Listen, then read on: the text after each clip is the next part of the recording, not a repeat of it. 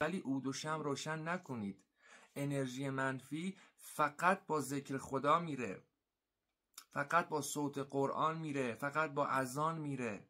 ببین چجوری به شما بگم عزیزان دل، قربونتون برم، میدونم دوست دارید، میدونم عصر آگاهیه، همه مردم دوست دارن به آگاهی برسن، همه دوست دارن پیشرفت کنن و دنبال میکنید و توی فضای مجازی خیلی مطالب برانگیخته کننده‌ای وجود داره که شما را تحریک میکنه به انجام و استفاده از اون مطالب. ولی این کار رو نکنید، خواهش میکنم ازتون.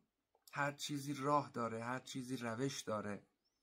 سیاهی خیلی بیشتر از نور داره مانور میده برای آلوده کردن و سیاه کردن انسانها.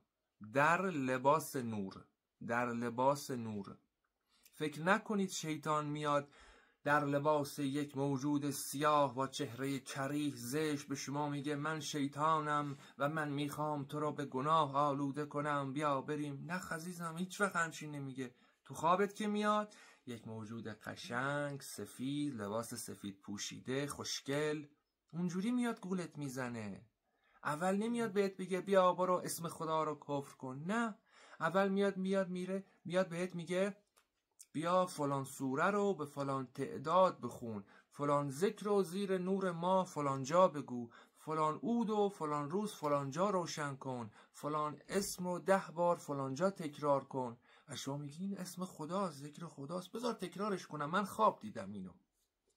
آقا جان، عالم خواب عالمیه که شیاطین بر این عالم تسلط دارن و هر خوابی شما میبینید که یک نفر به شما میگه فلان کارو کن، قرار نیست اون فرد امامزاده و یک فرد روحانی باشه. ممکنه یه جن باشه و لباسشو خوشگل پوشیده. از کجا میخوای شما متوجه بشی؟ یکی از قابلیت‌های اجنه و موجودات غیر ارگانیک اینه که به هر شکل و شمایلی بخوای در میاد و میاد بهت میگه این کارو بکن. از کجا متوجه میشی؟ متوجه نمیشید دیگه و زندگیتون همینجوری خراب میشه. فکر نکنید که شیطان شما رو گول نمیزنه یا منو گول نمیزنه. میگم نه با من متوجه میشم، من فلان نمیکنم. نه، اون فقط کافیه شما رو به یه چیزی عادت بده. مثلا به چی عادتتون بده؟ مثلا عادتتون بده که لخت بخوابید. همین بسته، همین برای بدبخت کردن کافیه. عادتتون بده تو خونتون آینه قدی بذاری و شما بری جلوی آینه قدی 1 دقیقه با خودت حرف بزنی. کافیه. همین عادت برای بدبخت کردن کافیه. عادتت بده قبل خواب عود و شمع روشن کنی و یک سری کلمات رو تکرار کنی. عادتت بده شب میخوای بخوابی بالای سرت عود بذاری، شمع بذاری. عادتت بده صبح که میخوای از خواب بیدار شی به جای اینکه دست و صورت رو بشوری و مثلا اسم خدا رو بیاری یه کار دیگه بری انجام بدی. عادتت میده اعداد کیهانی رو وارد زندگیت کنی، روی بدنت بنویسی، روی کارتت بنویسی و همه چیز تو از اون عدد کیهانیه بخوای. یعنی از اون جن بخوای، از اون جنی که روی اون عدد کیهانیه. همین کافیه برای بدبخت کردن تو تا آخر عمرت. عصر آگاهیه، عصر که دیگه باید مشخص بشه یا رومی روم یا زنگی زنگ. باید مشخص بشه که شما طرف نوری یا طرف سیاهی. فکر نکنید سیاهی یا شیاطین یا شیطان بیکار نشسته اونور و شما به سمت نور میذاره بری. نه، شما رو از جنس خودت فریب میده، منو از جنس خودم فریب میده، یه نفر دیگه رو از جنس خودش فریب میده.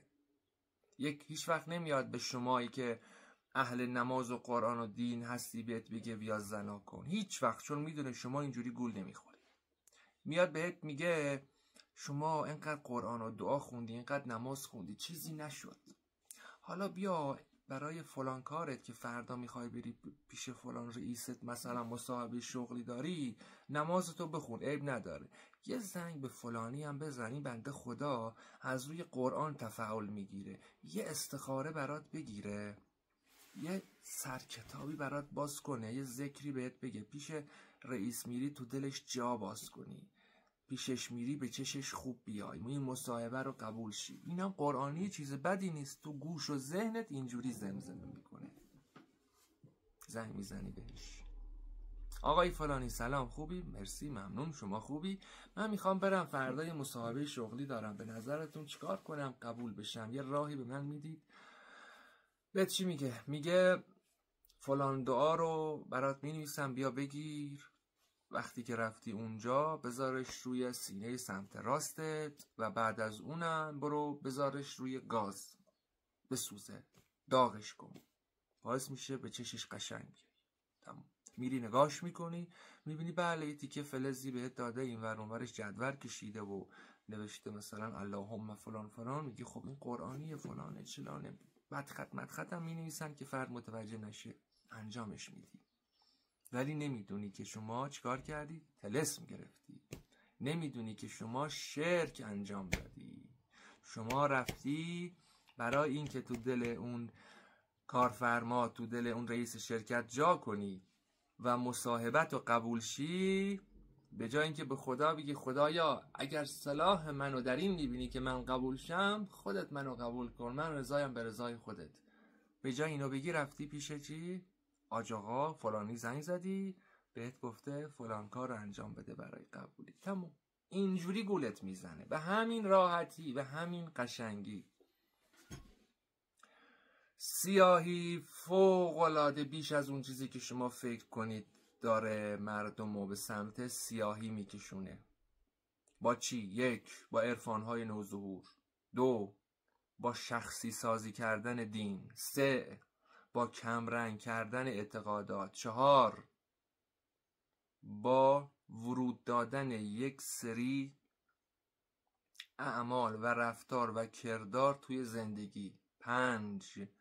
با قدیس ساختن یک سری انسانهایی که در واقع و ذاتشون سیاهیه و در لباس نور دارن فعالیت میکنن. 6.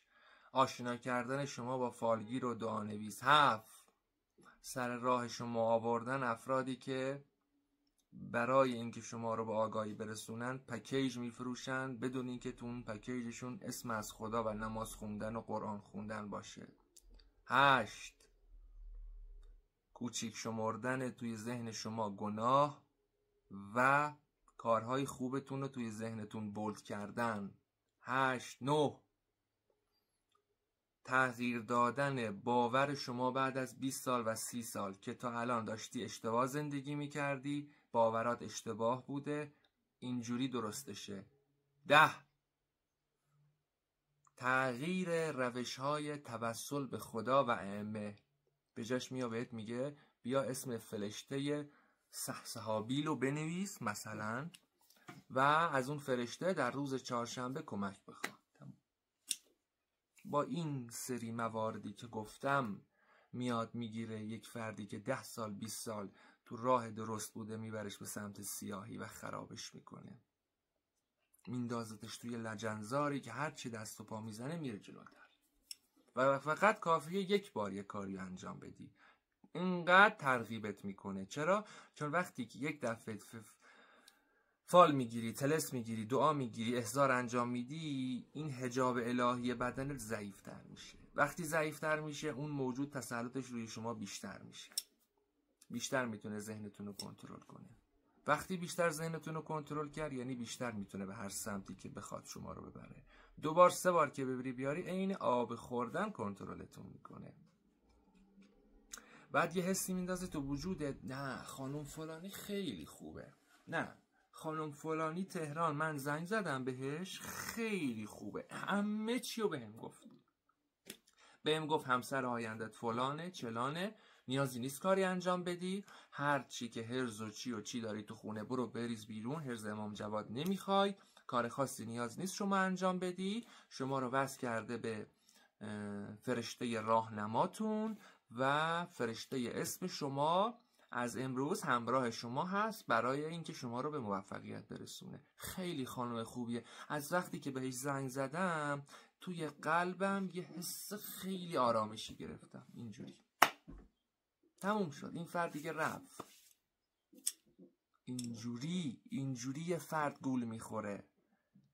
اینجوری بعد 10 نفر 100 نفر دیگه بیان بهت بگن خانم جان، عزیز من، خواهر من، برادر من، شما داری اشتباه میکنی، شما نباید از کسی غیر خدا کمک بخوای، شما نباید از کسی غیر از ائمه اطهار کمک بخوای، توسل بخوای.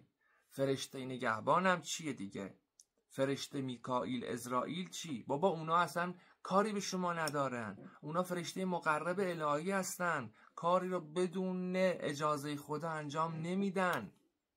شما باید به خدا بگی، اون موقع خدا هر کسی رو که دلش بخواد مأمور میکنه شما رو به اون کارتون برسونه. نه اینکه شما مستقیم بری به فرشته بگی. کاش میرفتی به فرشته های مقرب میگفتی. اصلا این روش ها باطله، اصلا این روش های ارتباط گیری با فرشته ها نیست. این اسامی که به شما میگن اسامی مش جنه، تموم شد رفت، و فقط میخوان زندگی شما رو خراب کنن، یه چیزی رو بندازن تو زندگی شما. این کار شیطونه، کاری که برنامه ریزی شده براش. خیلی صحبت کردم، انشالله توی ویدیوهای بعدی بیشتر براتون توضیح میدم. اگه تا الان منو سابسکرایب نکردین لطفاً این کار رو انجام بدین. امیدوارم که براتون مفید باشه. خدا نگهدارتون. یا علی.